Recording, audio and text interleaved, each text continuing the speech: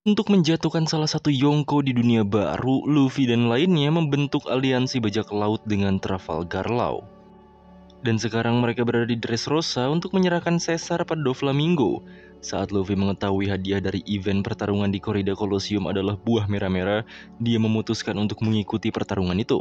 Akibat bentrokan Housoku Haki Lucy dan Don Chinjau, para petarung terkenal pun ditumbangkan oleh dampak dari bentrokan itu. Chinjau sendiri tak menyangka bahwa Luffy memiliki Housoku Haki. Ia juga menanyakan, mau jadi raja seperti apa Luffy nantinya? Jelas Luffy menjawabnya bahwa ia akan menjadi raja bajak laut. Chinjau pun memberitahu ada banyak orang di dunia baru yang mampu menggunakan kekuatan itu. Luffy harus bertarung dengan mereka semua untuk menentukan siapa yang terkuat. Yang terkuat di antara pengguna Housoku itulah raja bajak laut. Chinjau juga bertanya, siapa yang mengajarkan Luffy Housoku? Dengan lantang ia menjawab bahwa Rayleigh lah yang mengajarinya. Mendengarnya, Chinjau langsung marah dan muak. Tiba-tiba saja di tengah pertarungan, Chinjau menangis karena mengingat masa lalu kelamnya. Tapi ingatan itu selalu menghantuinya. Sai dan Bu juga hanya bisa melihat mereka. Padahal rencana awalnya membuat Sai masuk ke final. Tapi malah kakek mereka lah yang melanjutkan. Chinjau juga menambahkan, seharusnya julukan Kirino Chinjau lah yang melekat pada dirinya. Sembari menyerang, Chinjau terus bertanya pada Luffy, apakah ia tahu apa yang telah kakeknya perbuat pada dirinya di masa lalu.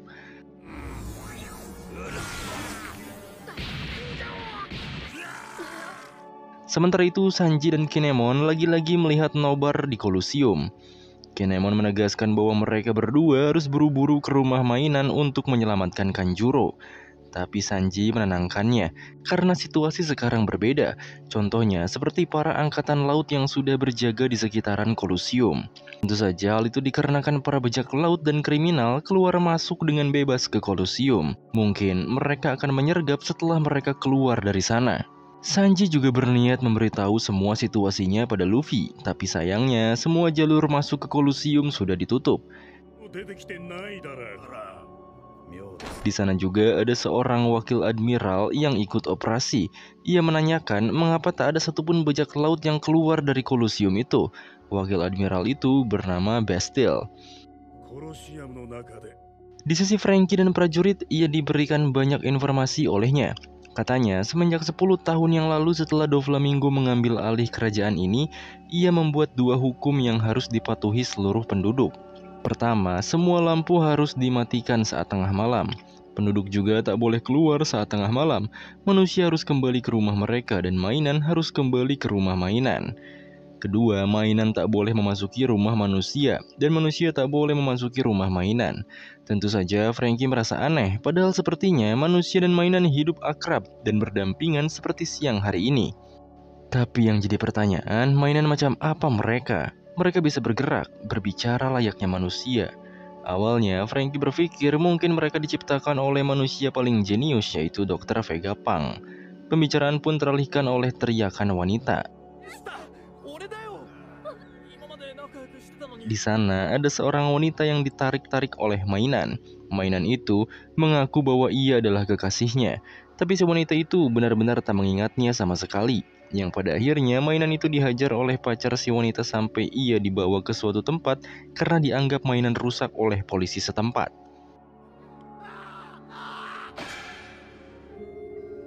Franky pun heran dengan situasi itu, sampai-sampai si prajurit memberikan contoh pada Franky agar mengerti.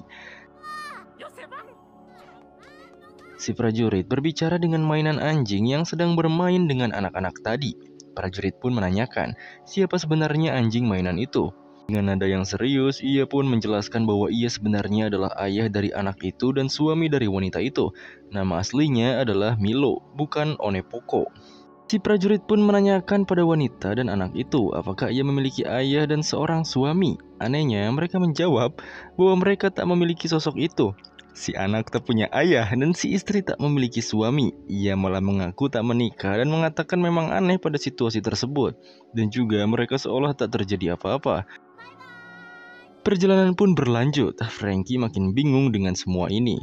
Si prajurit juga menambahkan, intinya negara ini dipenuhi oleh orang-orang yang dilupakan dan orang yang melupakan. Mereka para mainan dulunya adalah manusia.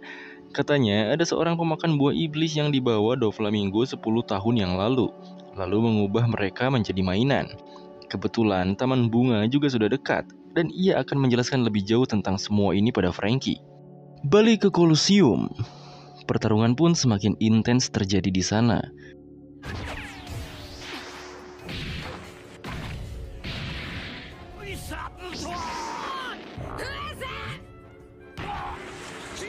Chinjau juga mengeluh.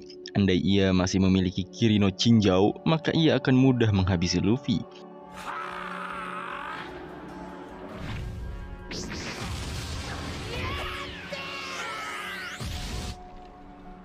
Tapi dengan kuat, Luffy bisa berkali-kali mengcounter serangan Chinjau. Chinjau masih tak kalah, ia malah memasang kuda-kuda terbalik dan berputar seperti panggal.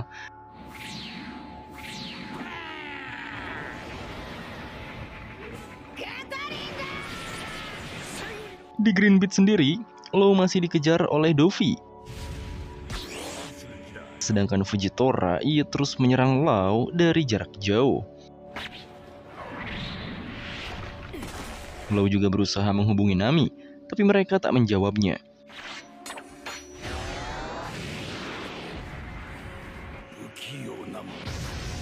Getaran itu jelas sampai ke kerajaan Tontata yang berada di bawah Green Beat.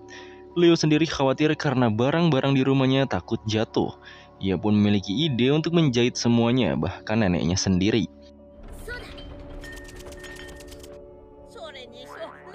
Para pasukan tempur Tontata juga siap berperang. Usopp juga bertanya, mengapa mereka memerangi Doflamingo? Menurut Robin, mungkin mereka memiliki dendam padanya. Saat Leo datang, getaran terjadi. Lagi-lagi Usopp berbohong bahwa getaran itu adalah hakinya. Usopp juga menanyakan hal yang sama pada Leo, mengapa mereka hendak berperang dengan Doflamingo. Para kurcaci pun tertawa. Mereka mengatakan bahwa tujuannya adalah menyelamatkan 500 teman mereka yang dipaksa bekerja di pabrik kegelapan. Mendengar soal pabrik, Usopp dan Robin jadi berteori. Mungkin pabrik itu adalah pabrik yang mereka incar sejak awal. Leo juga tak tahu pabrik itu membuat apa. Yang penting mereka akan menyelamatkan suku Tontata yang ada di sana. Seorang prajurit lain juga berlari pada mereka dan memberikan informasi bahwa keluarga Don Quixote yang berada di istana sudah bergerak. Mereka mungkin akan menuju ruang bawah tanah Colosseum. Mendengar itu, akhirnya Leo turun dan mengerahkan semua pasukannya beserta Usopp dan Robin untuk bergegas. Para warga Tontata juga menyemangati para pasukan dan Usolen. Leo menjelaskan bahwa mereka sekarang akan menuju terowongan bawah tanah. Di sana nanti ada lorong bawah tanah antara Green Beat dan Dressrosa. Pada akhirnya, mereka pun sampai di airport bawah tanah. Melihatnya saja, Usopp dan Robin kagum pada airline yang mereka ciptakan secara terstruktur.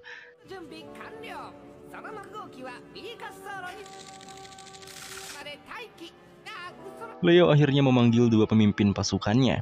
Yang pertama adalah Kabu, seorang kurcaci pemakan buah iblis tipe Zoan serangga model kumbang tanduk. Ia adalah pemimpin pasukan Yellow Kabu. Yang kedua adalah Bian, seorang kurcaci pemakan buah iblis tipe Zoan serangga model lebah penyengat. Ia adalah pemimpin pasukan Pink Bee. Mereka pun benar-benar akan menyerang Doflamingo demi menyelamatkan teman-temannya dan putri mereka bernama Mancherry. Sedangkan karena Usopp dan Robin terlalu besar, mereka dipersiapkan bus yang bisa menampung 20 orang.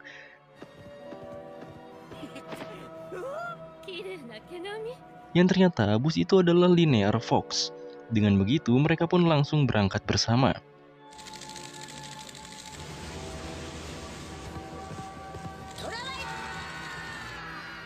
Di perjalanan, si Gancho ternyata dari tadi ngikut sama mereka. Ia pun memberitahu suatu hal bahwa Doflamingo telah banyak melakukan penindasan pada suku Tontata. Hubungan suku mereka dengan Doflamingo telah berjalan sejak 10 tahun yang lalu, dan ini adalah sejarah yang terjadi 900 tahun yang lalu.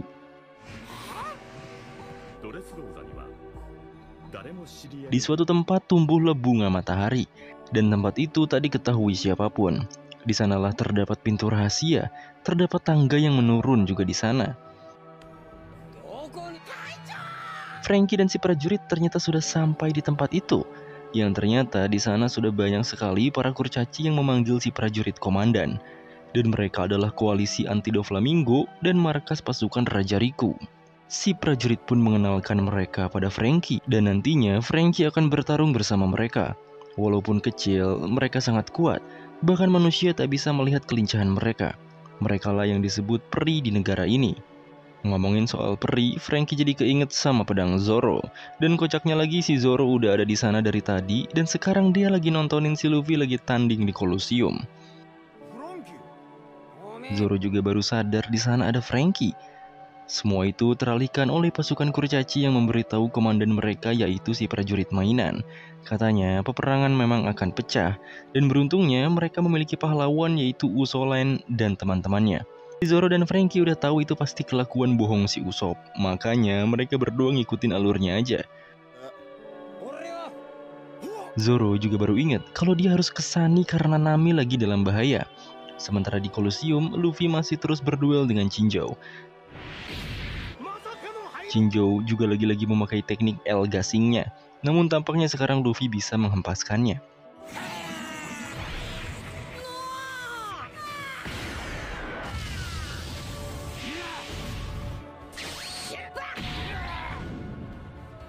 Sanji dan Kinemon juga belum bergerak, mereka masih memperhatikan Luffy di acara nobar.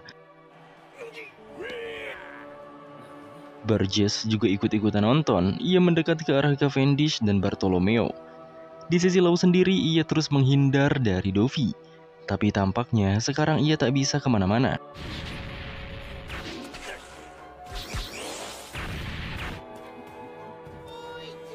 Untungnya ada Caesar yang meminta Joker buru-buru mengambil jantungnya. Kedatangan Caesar dimanfaatkan Law untuk kabur lagi karena Dovi sedikit teralihkan. Di sisi Sunny juga, Nami tampak kesulitan menghadapi Gyola. Apalagi Gyola mengubah klimatek Nami menjadi seni dan tak bisa berfungsi. Bukan hanya Nami, Brook dan Chopper juga tak bisa apa-apa. Perubahan Chopper juga sama saja. Apalagi pedang Soul Solid milik Brook juga tak bisa digunakan.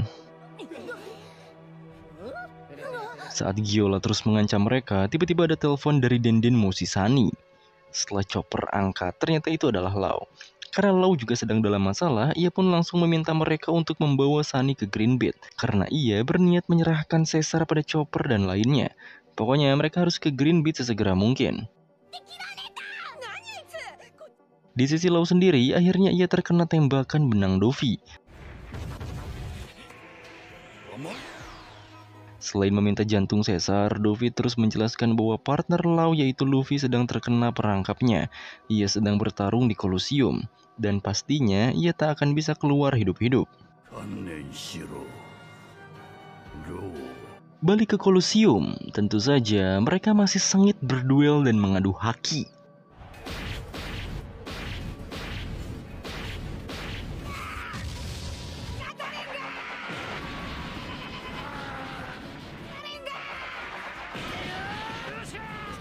Saking cepatnya pertarungan mereka, penonton dan MC saja sampai kagak bisa ngelihat pergerakannya.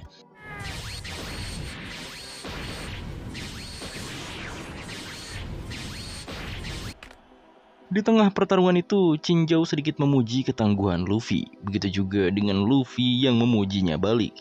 Tapi si Chinjo tidak terima dengan pujian itu. Baginya, dirinya sudah dinerf habis-habisan oleh Garp. Makanya ia tak terima dirinya dibilang kuat. Ia lagi-lagi mewek dan mengeluhkan rasa kehilangannya di masa lalu. Maka dari itu si Luffy kesal karena Chinjo terlalu bertele-tele. Padahal tinggal jelasin aja apa yang menyebabkan dirinya dendam kesumat pada kakeknya. Disitulah Chinjo menceritakan masa lalunya. 30 tahun yang lalu ada seorang pemburu harta di sebuah benua es. Di dalam sana ada banyak sekali harta dan emas yang diselimuti oleh daratan es yang sangat tebal. Mereka sangat kesulitan memecahkan bongkahan es itu. Sampai suatu ketika, datanglah kelompok Chinjo. Ternyata dulu Chinjo memiliki kepala yang unik. Ia datang sembari menjelaskan, Mau sekeras apapun mereka berusaha memecahkan esnya, bahkan berusaha sampai 100 tahun pun, mereka tak akan bisa membukanya. Benua ini terbuat dari sesuatu yang dikenal dengan selimut kristal es, dan untuk menghancurkannya, mereka harus memusatkan kekuatan luar biasa pada satu titik. Jinzhou pun menunjukkannya. Dengan melapisi kepalanya yang unik itu dengan haki, ia benar-benar bisa membelah selimut kristal es yang tebal itu.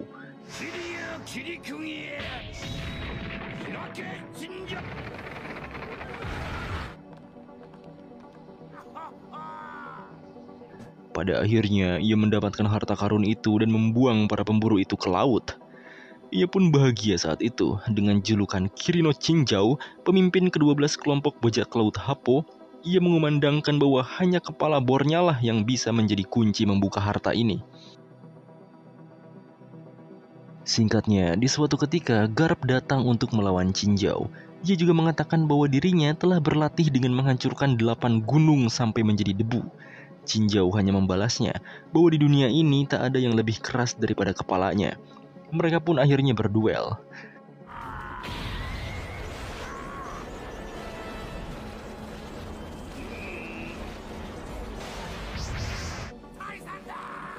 Dan Garp berhasil membuat kepala Jinzhou penyok ke dalam. Singkat cerita, Jinzhou bangun dalam pingsannya. Di situ ia kebingungan karena sumber kekuatan terkuatnya sudah tak ada akibat pukulan dari Garp. Saking kesal dan frustasinya, ia terus membenturkan kepalanya pada es yang berisi harta lagi. Dan ia sekarang benar-benar kehilangan kekuatannya. Bukan hanya kekuatan tapi hartanya juga.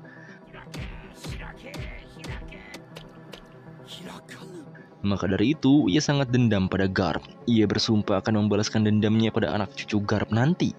Setelah semua itu, Jinzhou mengundurkan diri dari dunia bajak laut karena ia kehilangan kekuatan dan hatinya yang hancur. Ia menjadi tak bersemangat hidup dan hanya menunggu kematian datang. Dan sekarang tak disangka ia menemukan turunan Garp. Makanya ia tak akan melewatkan kesempatan untuk membalaskan dendamnya.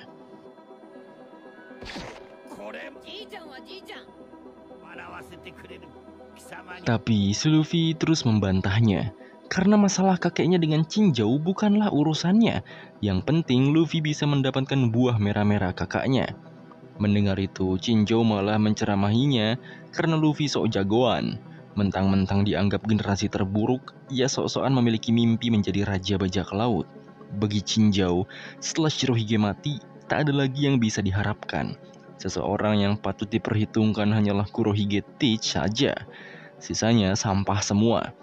Lagi pula, jika Luffy hanya bisa menyeimbangkan pertarungannya dengan Jinzhou saja, Luffy masihlah lemah. Apalagi Jinzhou sekarang tidak dalam mode prima. Setelah itu, Jinzhou kembali menyerang Luffy. Tapi si Luffy berhasil mengcounter Jinzhou. Ia membuat oleng putaran Jinzhou dan menghajarnya.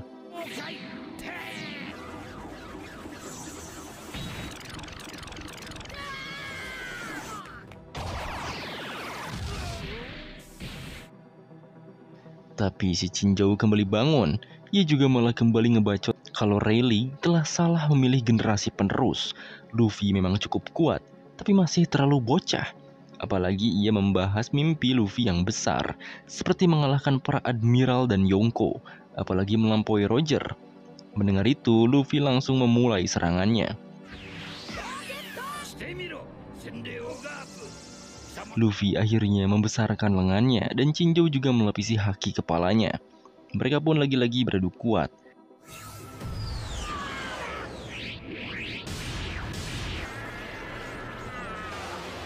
Saking dahsyatnya pukulan Luffy, kepala Jinzhou tak bisa menahannya dan malah kembali seperti 30 tahun yang lalu.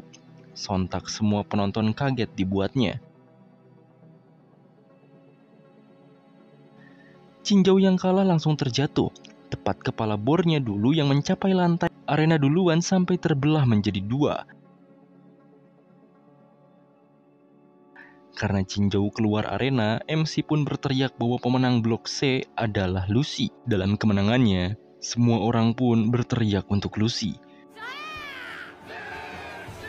Sai dan Bo juga langsung membawa kakek mereka yang pingsan. Sedangkan di sisi Cavendish sendiri, ia semakin iri dengki pada Luffy. Tapi ia hanya bisa menunggu Luffy menyelesaikan semuanya di arena. Barto juga menyela. Ia mengatakan bahwa dirinya tak akan membiarkan Cavendish melakukan apapun pada Luffy. Ternyata diam-diam ada Bellamy juga yang memperhatikan dari belakang.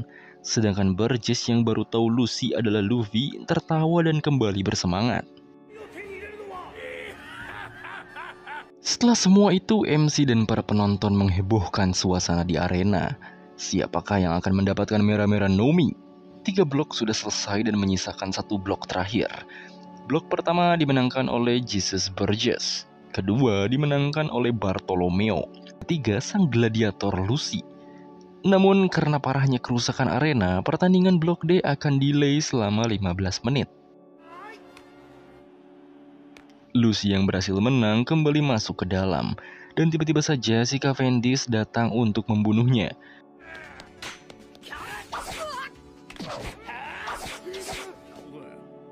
Keramaian itu membuat Barto mengetahuinya. Barto juga mendengar beberapa petarung yang mengobrol. Mereka mengatakan soal Luffy, si topi jerami yang katanya adik gagal karena tak bisa menyelamatkan kakaknya di Marineford. Mendengar mereka merendahkan Luffy begitu, Barto langsung naik pitam. Ia langsung menghajar orang itu dan menanyakan apa maksud dari perkataannya. Tak hanya itu, Barto juga menarik lidahnya dan mengatakan bahwa Luffy Senpai pasti akan menjadi raja bajak laut selanjutnya. Ia pun menceritakan pengalaman berharganya sekitar 2 tahun yang lalu. Waktu itu tepatnya di Lodge Town, di mana tempat raja bajak laut dieksekusi. Dalam situasi yang kacau, Luffy hendak dipenggal oleh Buggy dan kesempatan selamatnya nyaris 0%. Walau begitu, ia masih dengan lantang berteriak soal mimpinya, yaitu menjadi raja bajak laut. Dan Barto yang melihatnya benar-benar merinding sekaligus kagum dengan apa yang ia lakukan. Dengan mata yang mengalirkan tangisan, ia lanjut bercerita. Setelah itu, tiba-tiba saja ada petir dari langit yang menyambar mereka. Dan Luffy selamat. Bagi Barto, momen itu adalah sebuah keajaiban. Setelah menyaksikan momen ajaib itu, selama ini Barto selalu update tentang kabar Luffy. Luffy sekarang menjadi panutannya, idolanya, bahkan role model baginya. Dari insiden Alabasta, Enies Lobby, Impel Down, dan yang paling mengguncang dunia adalah Marineford. Barto jadi fanboy yang fanatik. Ia bahkan mengumpulkan poster buronan para anggota topi jerami. Ia juga mengakui dirinya hanyalah berandalan yang menguasai 150 kota di kampung halamannya. Tapi karena terinspirasi dari Luffy Senpai, ia berlayar ke lautan yang luas. Makanya dari itu, ia sangat kesal pada orang ini karena telah menjelek-jelekan idolanya. Sementara itu, si Cavendish masih saja mengamuk, dan Luffy hanya terus bertahan.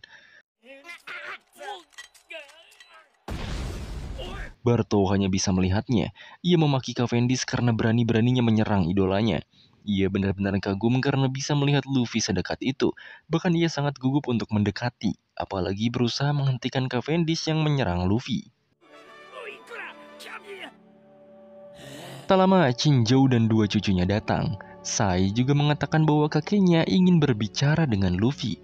Chinjou langsung menundukkan kepalanya, sampai membuat lantai di sana jebol lagi. Akibatnya, Luffy berpikir mereka akan membalaskan kekalahannya, dan ia memilih untuk kabur. Niatnya, Chinjou ingin berterima kasih pada Luffy. Ia juga sekarang sudah tak memiliki dendam pada kakeknya, tapi Luffy sudah kabur. Cavendish juga mengejar, dan Barto gak mau ketinggalan dari idolanya. Sebagai ungkapan terima kasih akibat mengembalikan kepalanya, Chinjou ingin mempersembahkan cucunya dan pelaut Happo menjadi pengikut Luffy. Makanya mereka semua mengejar Luffy dengan tujuannya sendiri-sendiri.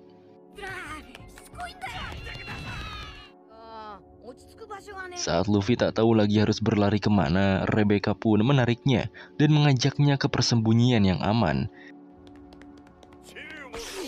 Tapi perhatian Luffy teralihkan ketika melihat Burgess sedang menghubungi kaptennya yaitu Teach. Di sana, Burgess mengatakan bahwa ia tak terlalu mempercayai Aokiji. Entah apa yang mereka bicarakan, tapi karena ada Luffy, Burgess pun memberitahu kaptennya itu. Maka dari itu, Teach pun menyapanya di balik denden Mushi. Jelas, Luffy mengingat Teach. Ia pernah beberapa kali bertemu dengannya.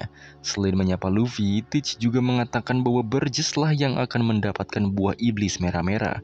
Ia akan senang jika memiliki anggota seperti mantan komandannya di kapal Shirohige. Luffy pun dengan serius mengatakan tak akan membiarkan hal itu terjadi. Burgess pun meninggalkan Luffy dan mereka berdua berlari kembali dari kejaran Cavendish dan lainnya.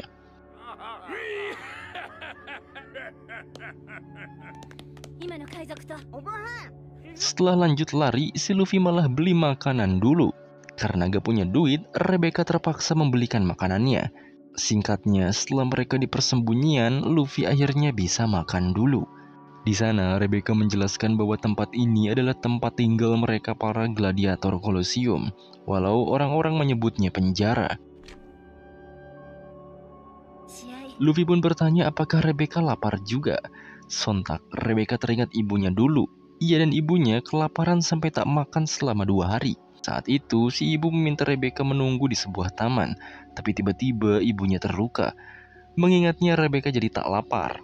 Tiba-tiba saja ada yang mencekik Luffy dari belakang, dan ternyata mereka adalah komplotan Rebecca yang berniat membunuh Luffy. Rebecca sengaja membawa Luffy ke tempat mereka untuk dibunuh.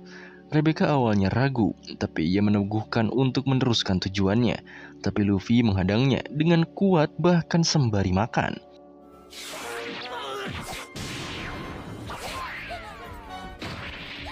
Kalahnya Rebecca membuat ia pasrah pada Luffy untuk melakukan apapun padanya. Tapi Luffy memaafkannya begitu saja. Orang yang di dalam sel juga mengeluh, karena maaf dari Luffy menunjukkan perbedaan kekuatan mereka yang jauh. Si orang-orang dalam sel itu pun sedikit bercerita. Mereka adalah para tahanan gladiator, dan Rebecca juga sama. Mereka akan bertarung dan terbunuh suatu hari nanti di atas arena sebagai bagian dari pertarungan. Mereka jadi tahanan gladiator karena menentang keluarga Don Quixote. Raja juga mengatakan bahwa mereka akan dilepas jika bisa menang sebanyak 1000 kali. Tapi hal itu sangatlah sulit, bahkan mereka bisa mati sebelum mencapai 1000 kemenangan. Semua orang yang mencoba melarikan diri juga akan ditembak dan dibunuh, jadi mereka tak ada pilihan. Sebelum Doflamingo menjadi raja 10 tahun sebelumnya, pertandingan gladiator tidak sampai membawa kematian.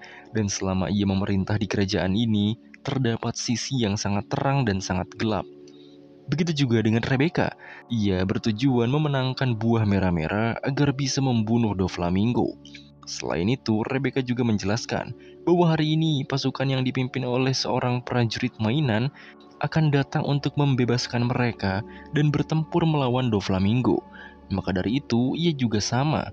Ia juga ingin melindungi si prajurit mainan itu karena selama ini ialah yang selalu dilindungi olehnya.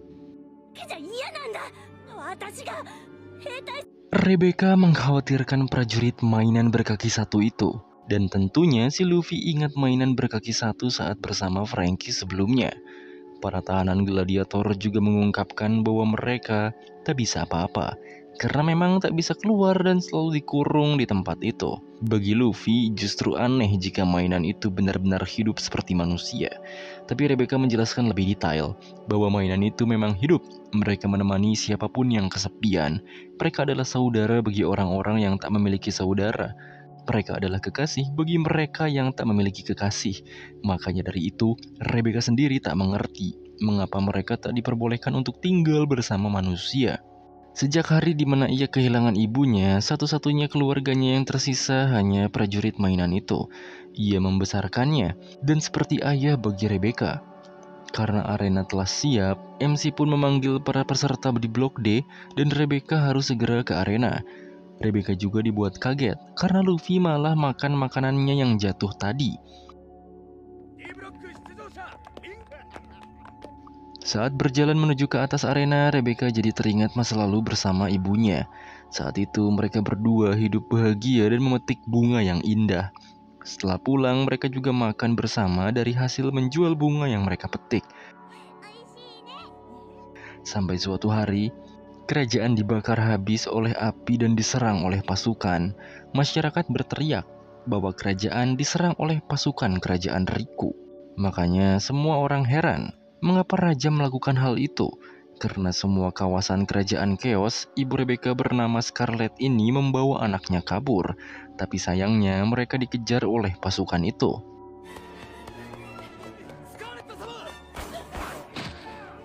Salah satu yang memimpin pasukan pengejaran Scarlet adalah Diamante, anggota eksekutif keluarga Don Quixote. Karena keadaan terdesak, entah datang dari mana, si prajurit mainan tiba-tiba datang dan menyelamatkan mereka berdua. Sampai suatu hari, ketika mereka berhasil bersembunyi dari kejaran pasukan yang katanya pasukan kerajaan itu, mereka hanya bisa bersembunyi dan menghabiskan waktu di taman bunga. Karena mereka berdua kelaparan selama 2 hari, Scarlet berniat mencari makan ke kota untuk anaknya ini.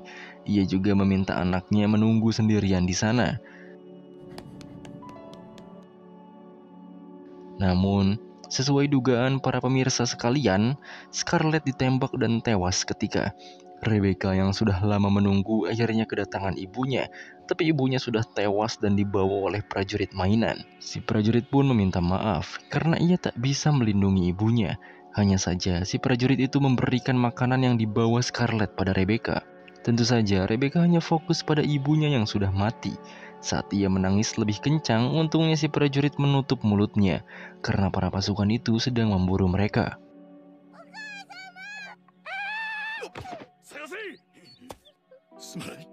Setelah suasana mulai mereda, si prajurit menceritakan sesuatu pada Rebecca.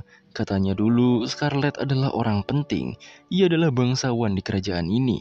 Makanya raja baru kerajaan mereka berkeinginan untuk menangkap Scarlet dan juga Rebecca sendiri yang memiliki darah bangsawan. Dari itu, si prajurit pun berjanji, mulai dari sekarang ia akan menjaga Rebecca sampai akhir dengan nyawanya sebagai taruhan. Karena anak buah raja baru dan juga seluruh penduduk kota sedang memburu Rebecca. Saat itu raja baru pun mulai naik. Ia adalah Doflamingo. Dovi mengungkapkan bahwa selama berabad-abad keluarga Riku memerintah kerajaan miskin ini. Mereka tak tahu malu dan merampok uang serta harta benda milik penduduk untuk mereka kuasai sendiri. Dovi pun berjanji akan membuat negara ini menjadi makmur. Seluruh penduduk juga tampak bahagia atas naiknya raja baru dan mempercayai omongan raja baru mereka. Suatu ketika, si prajurit juga berusaha mencari uang dengan bekerja. Hasil kerjanya itu hanya untuk menafkahi Rebecca seorang. Setelah pulang, Rebecca malah digerumuti serigala liar. Hasilnya lagi-lagi si prajurit yang menyelamatkannya. Mereka pun menjalani hari-harinya bersama, dan si prajurit senantiasa menjaga Rebecca sepenuh hati. Untuk menjaga Rebecca, si prajurit membawa Rebecca ke sebuah desa yang jauh dan terpencil. Ia juga menyewa tempat tinggal usang. Untungnya, si pemilik menggratiskannya karena sudah tak terpakai lagi. Karena ada penduduk lain di desa itu, mereka harus mematuhi peraturan. Saat Rebecca tidur, si prajurit akan pergi ke rumah mainan dan akan kembali saat Rebecca bangun. Agar Rebecca tahu si prajurit ada di sisinya, ia akan menjatuhkan satu kelopak bunga di jendela setiap pagi. Tentu saja untuk membiayai anak itu, setiap hari si prajurit bekerja apapun untuk mencari uang. Si prajurit juga menjaga Rebecca cukup protektif. Ia sesekali memberi pelajaran pada teman-teman Rebecca.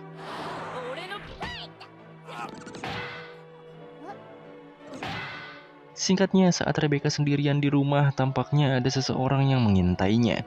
Saat si prajurit pulang, ternyata Rebecca sudah diculik. Yang saat dicari, Rebecca hendak dibawa untuk dijual karena kecantikannya. Melihat hal itu, si prajurit langsung menghajar mereka berdua.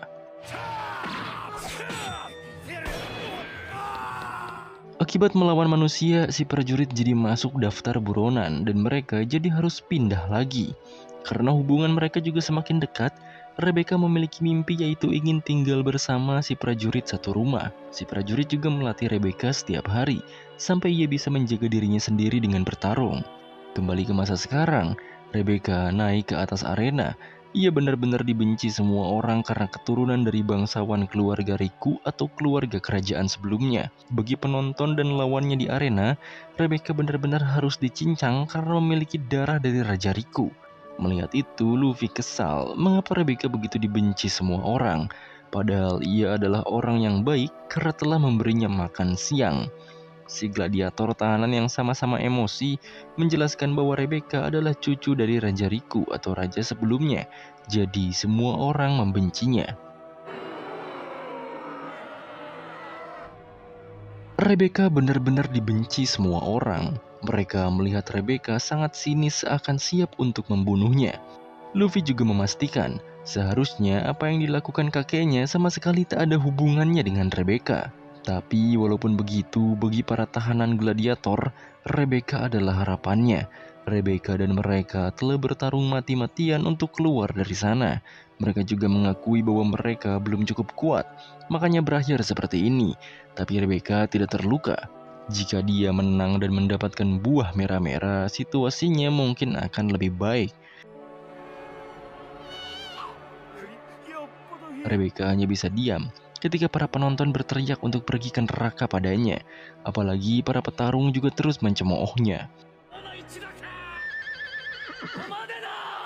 Tiba-tiba saja Cavendish datang dengan kuda putihnya dan ia menghentikan perlakuan semua orang pada Rebecca.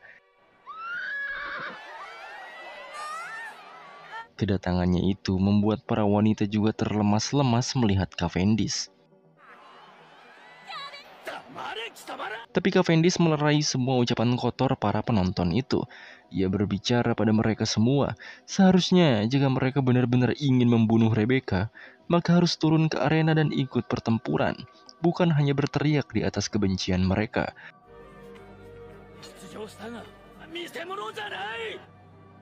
Setelah ia mengembalikan kudanya, Luffy juga memuji kebolehan Cavendish. Atas ucapannya itu, Cavendish jadi dipuji oleh para penonton.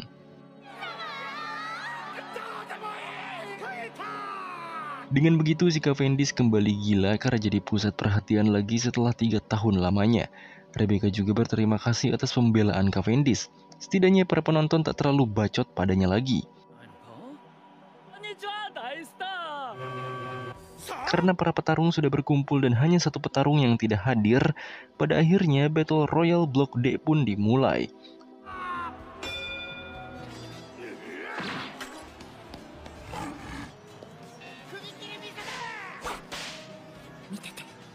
Di Green Beat, Law masih terus berhadapan dengan Dovi. Ia yang terpojok mengatakan bahwa yang bisa mengendalikan pemerintah dunia hanyalah Tenryubito saja. Tak memperdulikan ucapan Law, Dovi terus menyerangnya.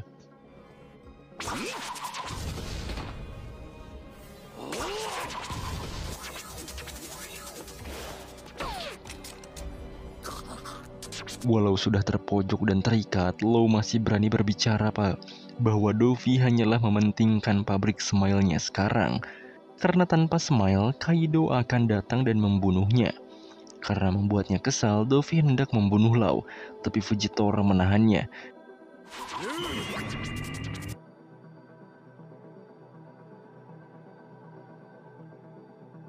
Ia juga menggunakan kekuatan gravitasinya pada mereka. Fujitora berniat menangkap Law tanpa membunuhnya, sehingga Dovi hanya membawa jantung sesar saja untuk saat ini.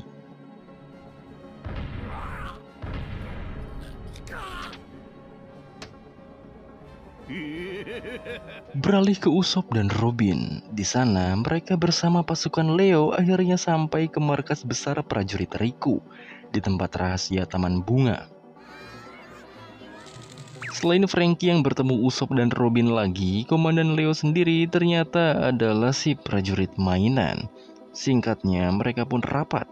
Tujuan mereka adalah mengembalikan kehormatan Raja Riku yang telah digulingkan sejak 10 tahun yang lalu dan juga merebut kebebasan mereka. Saat itu, Doflamingo datang ke negara mereka dan merampas semuanya dengan jalan kekerasan. Di sisi Zoro, ia masih bersama Wika. Sekarang Wika jadi penunjuk arah Zoro untuk ke kapal Sunny. Wika juga memberikan informasi bahwa yang menyerang kapal Sunny adalah Gyola, anggotanya si Dovi. Alasan Wika bisa tahu semua informasi musuh karena ia bisa mengingat wajah dan kemampuan para anggota eksekutif Don Quixote. Apalagi 3 eksekutif tertinggi yang menghancurkan seluruh prajurit Dressrosa 10 tahun lalu. Mereka adalah Treble, Diamante, dan juga Pika. Selain itu, 10 tahun yang lalu Wika juga berumur 27 tahun, sehingga Zoro kaget. Suara Zoro terdengar oleh Sanji dan Kinemon. Makanya si Kinemon langsung memanggil Zoro. Pada akhirnya mereka bertiga pun bertukar informasi. Zoro berniat ke Sunny untuk menyelamatkan Nami dan lainnya. Tak lama Violet juga datang memanggil Sanji. Ia memberitahukan Sanji bahwa kapal mereka sudah dibajak dan sedang menuju Green Beach. Balik ke Colosseum. Di sana karena Rebecca dibenci semua orang, ia sampai diincar 5 petarung sekaligus. Luffy juga cukup mengkhawatirkan Rebecca. Ia dan teman barunya di sel hanya bisa mendukung Rebecca sekarang. Tapi tampaknya Rebecca memang kuat. Ia mengalahkan para petarung itu tanpa membunuhnya.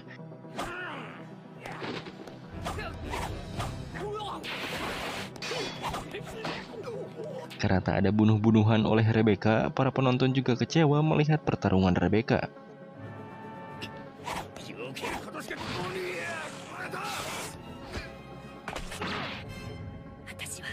Balik ke Law, jantung Caesar telah diambil Dovi, dan ia sekarang tak bisa apa-apa.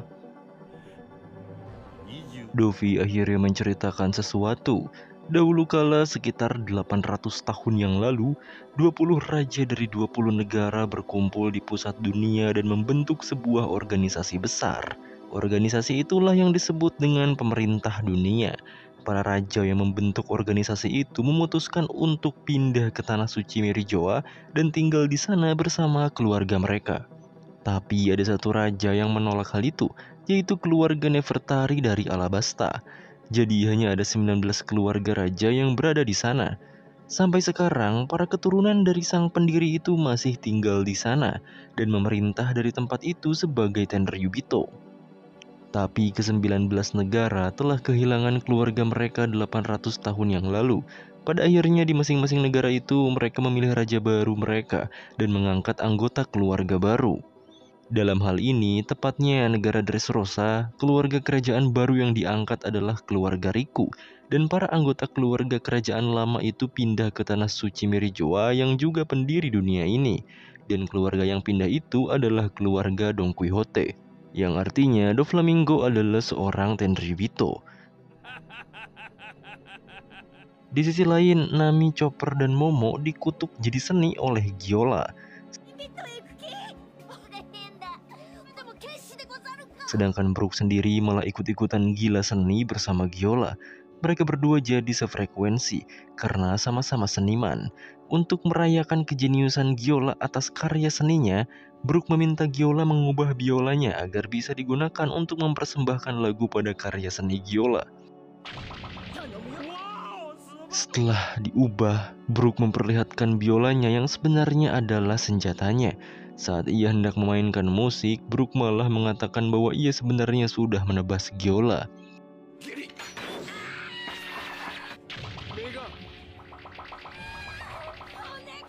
Setelah Gyola pingsan, mereka semua akhirnya berubah kembali jadi normal. Di sisi Zoro dan Kinemon, mereka kebingungan setelah tadi berpisah dengan Sanji yang akan menyelamatkan Nami ke Sunny, lalu Sanji yang memberikan petanya pada Kinemon. Mereka bingung, bagaimana caranya memberitahu Luffy yang ada di dalam Colosseum, karena semua akses Colosseum ditutup. Gak mungkin juga mereka memotong aksesnya karena pasti memancing perhatian. Secara kebetulan di dalam Colosseum itu Barto melihat Zoro dan langsung terkejut. Lagi-lagi si Barto terharu karena bisa melihat langsung member topi jerami. Salah satunya Zoro, yang ia anggap wakil kapten yang sangat setia pada Luffy. Suara tangisan kebahagiaan Barto bahkan sampai terdengar oleh Zoro dan Kinemon. Di sisi Sunny sendiri, mereka yang berhasil membuat Gyola pingsan langsung berusaha menuju Green Beach. Saat mereka hendak memborgol Gyola dengan batu laut, si Gyola malah bangun lagi. Sehingga Gyola menggunakan jurus seni pintu surga yang dapat mengubah keadaan setempat menjadi seni.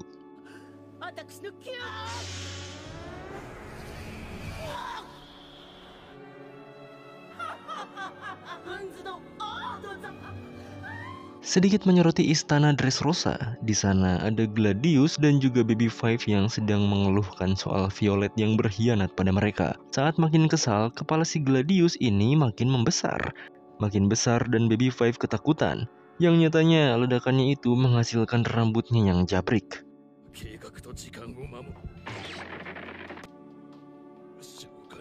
Sanji sendiri OTW ke Sunny diantar oleh Violet. Violet tampaknya tak bisa menunggu Sanji di pelabuhan, karena di pelabuhan banyak sekali angkatan laut. Dengan kekuatannya, Violet juga memberitahu Sanji detail mengenai angkatan laut. Ada sekitar 4 kapal angkatan laut dan 3.000 prajuritnya. Dengan kekuatan penglihatannya, Violet bisa melihat dalam radius 4.000 km. Selain itu, Violet juga tak melihat Sunny, yang makanya si Sanji jadi khawatir. Hal itu dikarenakan oleh Gyola. Di sana Nami juga berusaha melawan Gyola, namun awan petirnya malah dihisap.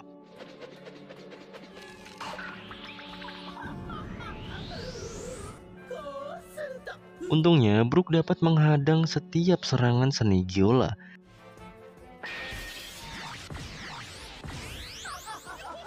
Selagi Brook mengalihkan fokus Gyola, Chopper dan Nami berusaha menembak Gyola menggunakan Gaon Hou.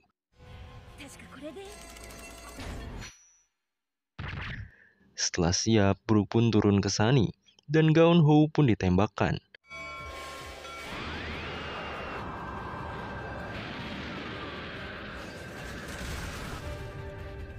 Dengan begitu, mereka bisa menghancurkan seni milik Gyola. Tapi nyatanya, Gyola masih bisa bergerak. Untungnya, si Momo memukul Gyola sampai terkapar. Ditambah petir Nami untuk memberikan damage tambahan. Setelah mengalahkan Gyola, Violet akhirnya bisa melihat Sunny dan memberitahukan Sanji bahwa di sekitaran kapal mereka ada sambaran petir. Setelah semua itu, mereka pun mengikat dengan borgol batu laut pada Gyola. Tapi di balik semua itu, Chopper dan lainnya masih belum mengerti mengapa Law malah menyerahkan sesar pada mereka.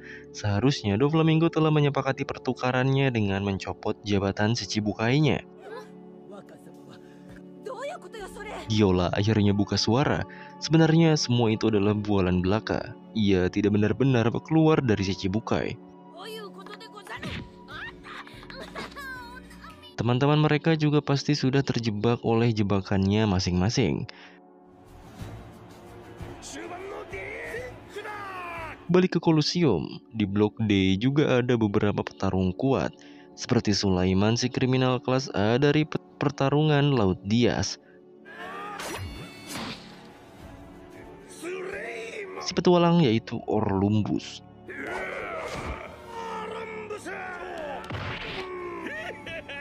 Rolling Logan, Singa Tempur Agyo, si penyembur api Damask, si penyihir Mumi, seorang gladiator Agilia, dan juga Cavendish.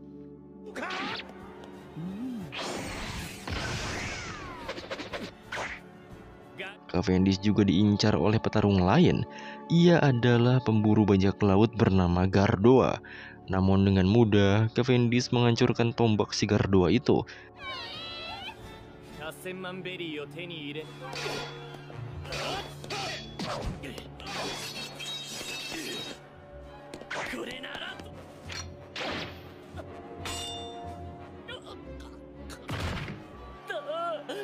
Selain mereka, Rebecca juga sangat kuat.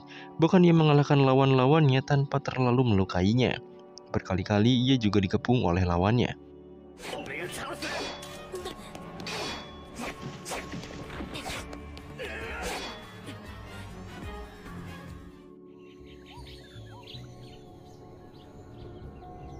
Balik ke Green Beat, si Law masih tak bisa apa-apa selain terkejut bahwa Dovi adalah Tenryubito. Tapi si Dovi juga menambahkan, ia memang seorang Tenryubito, tapi itu dulu, sekarang sudah bukan. Law masih belum paham, tapi Dovi enggan menjelaskan karena harus mengurusi Luffy, karena ada banyak orang yang meremehkan Luffy dan berakhir dengan kekalahan.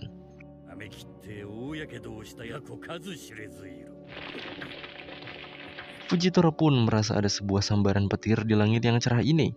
Mendengar hal itu, Law jadi tahu bahwa itu adalah kemampuan Nami, yang artinya kapal mereka sudah dekat. Caesar juga datang pada Dovi untuk meminta jantungnya.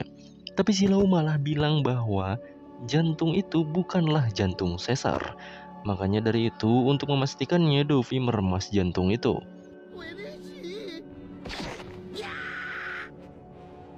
Bukan Caesar yang kesakitan, tapi anak buah si Fujitora lah yang kesakitan.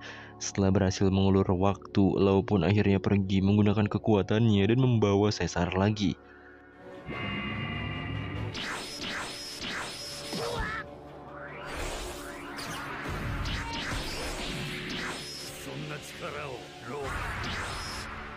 Di sisi Sunny sendiri, mereka memang sudah dekat dengan Greenbeard. Dilihat-lihat juga Chopper tak melihat apapun. Tapi mereka pun malah dapat masalah, yaitu para ikan petarung yang menyerang kapal mereka.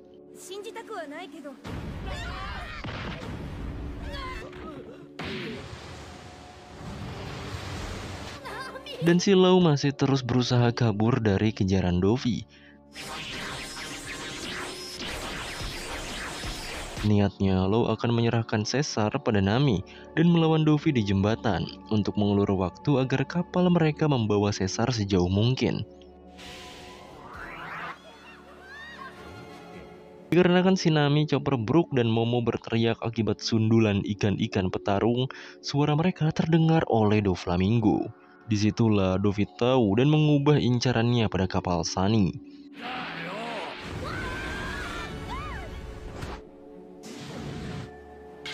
Ikan petarung yang awalnya menyerang Sunny semuanya pergi ketika Dovi menghampiri mereka. Saat hendak menyerang, dengan cepat Sanji menghalau pergerakan Dovi.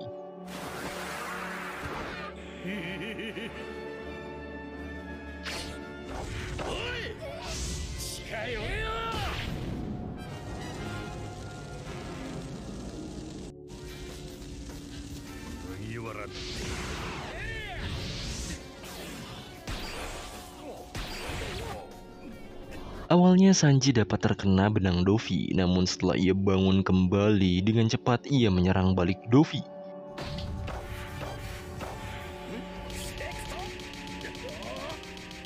Namun dalam satu kali gerakan jari, Sanji tak bisa bergerak.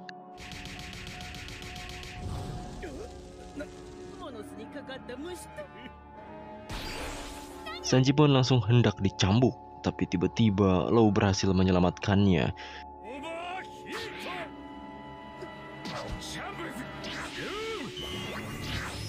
Cembukan itu bahkan sampai ke salah satu gedung di Dressrosa. Dengan begitu, Lau dan Sanji bisa ke kapal lagi dan juga keberhasilan mereka membawa balik Caesar.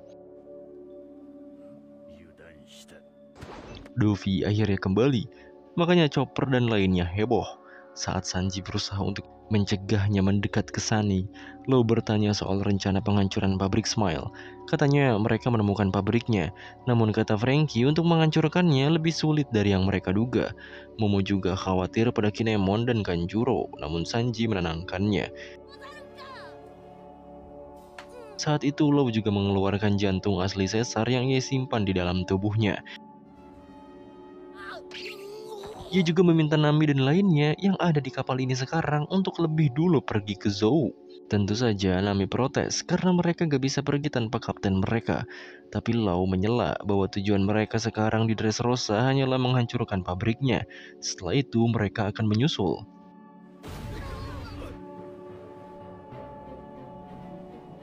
Tak lama, serangan dari Fujitora juga datang. Bukan meteor, melainkan kapal angkatan laut yang diterbangkan menuju kapal Sunny. Dan ternyata meteor juga di-spawn di sana.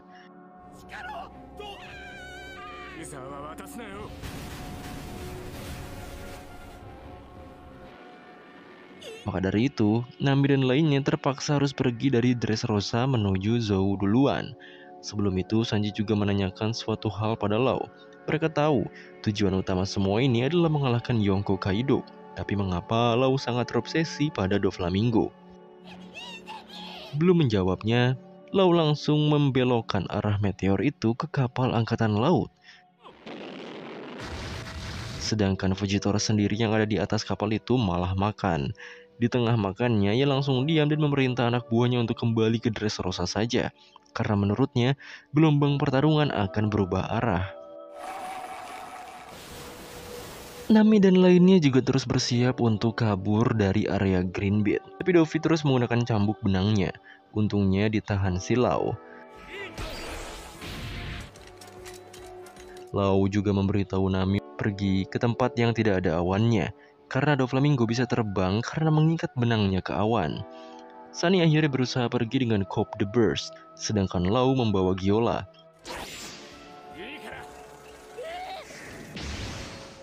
Balik ke Zoro, Zoro terus memanggil-manggil Barto yang nyatanya ia masih menangis karena bertemu idolanya lagi.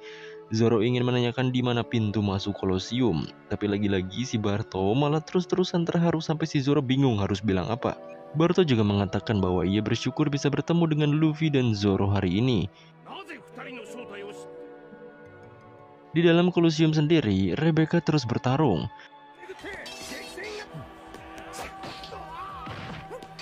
Cavendish juga melihat Rebecca bukan sembarangan gladiator, karena cara bertarungnya benar-benar tak cenderung menyerang. Rebecca juga lagi-lagi dihadang 3 pria besar, apalagi Rebecca malah berposisi di pinggir arena.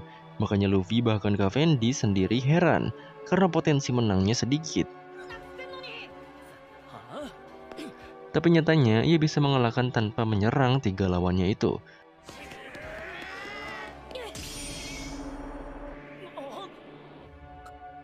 Balik ke Sunny, Sanji dan lainnya akhirnya menghubungi Usopp.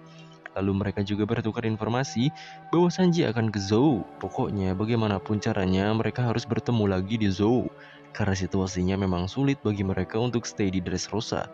Makanya Franky, Usopp dan Robin pun mengiyakan hal itu setelah mereka menghancurkan pabriknya. Franky juga menanyakan soal Zoro dan Lau. Kata Sanji, Zoro dan Kinemon sedang berusaha memberitahu Luffy, sedangkan Lau tidak ikut. Ia membawa Giola ke jembatan tadi. Dan tentunya Doflamingo berjalan pada Lau. Ia mengatakan untuk apa membiarkan kru Mugiwara membawa Caesar. Mereka pasti balik lagi ke sini karena kaptennya masih di sini. Lau juga menimpali dan mengingatkan kembali omongannya sebelumnya bahwa Dovi jadi salah satu orang yang menyesal karena meremehkan mereka. Lau juga mengatakan ia sebenarnya hanya memanfaatkan Mugiwara untuk menghentikan pembuatan Smile saja. Bahkan jika sekarang Lau tidak bisa membunuh Dovi, jadinya Kaido lah yang akan membunuhnya, cepat atau lambat akibat kehilangan pabrik Smile itu. Lau juga menyerahkan Giola yang menandakan ia tak membutuhkannya lagi. Dan tentunya Giola pergi setelah diperintah pergi Doflamingo. Lau juga mengatakan bahwa Dovi sekarang kehilangan kartu asnya yaitu Caesar. Apalagi ia akan membuat Dovi bertarung bersamanya di sini saat anak-anak Mugiwara menghancurkan pabriknya. Dan akhirnya mereka pun bertarung.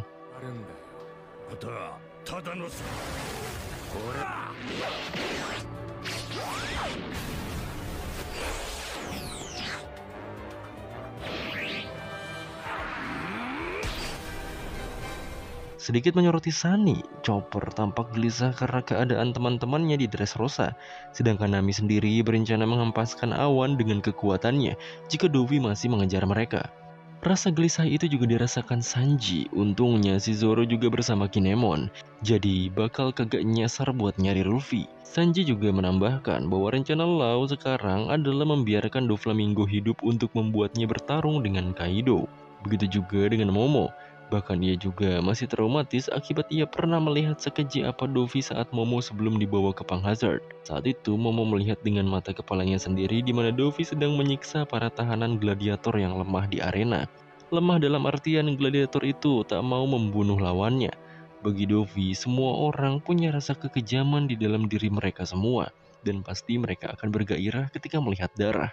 Melihat kekejaman Dovi itu benar-benar membuat Momo lemas, sedangkan si Sanji sendiri malah membayangkan momen-momen terakhir dengan Violet. Saat itu Violet berterima kasih pada Sanji karena membuatnya bisa bangkit lagi. Setelah Sanji diberitahu bahwa Sunny diserang ikan petarung, ia pun langsung lari ke angkasa. Setelah itu ia juga menembak acara nobar Kolosium yang saat itu para penonton menyoraki dan mencemooh Rebecca. Balik ke Kolosium, si Zoro dan Kinemon masih saja berusaha berbicara pada Barto. Tapi Barto terus-menerus gagap dan gugup dan malah memanggilnya wakil kapten pada Zoro. Barto pun akhirnya berani berbicara bahwa ia mengetahui Luffy mengikuti pertandingan dengan nama Lucy.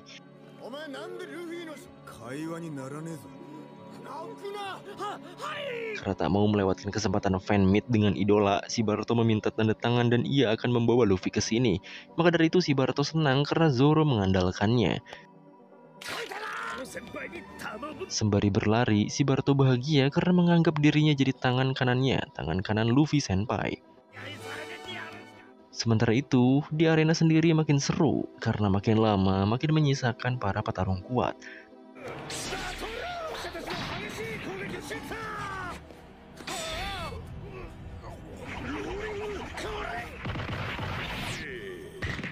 Begitu juga dengan Rebecca, ia sembari bertarung mengingat visinya untuk tidak mau melukai orang-orang.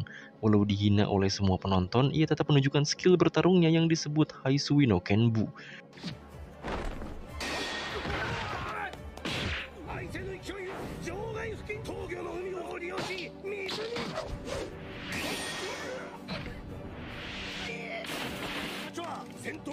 Dan pada akhirnya ia berhadapan dengan salah satu petarung kuat yaitu Rolling Logan.